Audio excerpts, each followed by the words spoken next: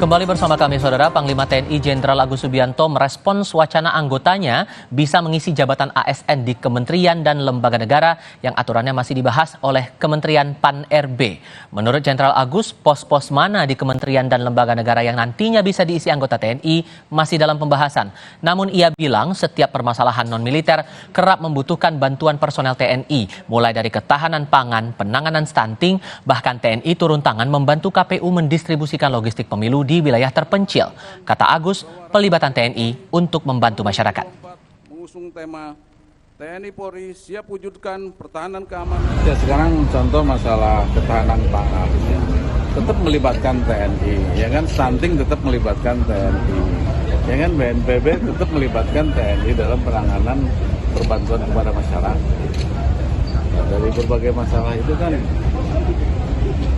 apakah perlu TNI ada di kementerian-kementerian itu? Tujuannya kan untuk membantu masyarakat. Ya Pak, karena kan kalau dalam undang-undang TNI itu hanya di 10 lembaga. Apakah akan ditambah gitu misalnya? Juga akan dibahas dulu lagi. Kita baru wacana. Tapi yang tadi saya sampaikan tadi, setiap permasalahan kan pasti TNI. Ya. Sementara itu, aktivis HAM Usman Hamid menilai PP Manajemen Aparatur Sipil Negara yang memberikan kesempatan prajurit TNI Polri mengisi jabatan ASN sudah salah konsep. Hamid bilang sistem komando di militer akan membingungkan atasan di lingkungan ASN kepada siapa anggota TNI akan tunduk saat bekerja sebagai ASN.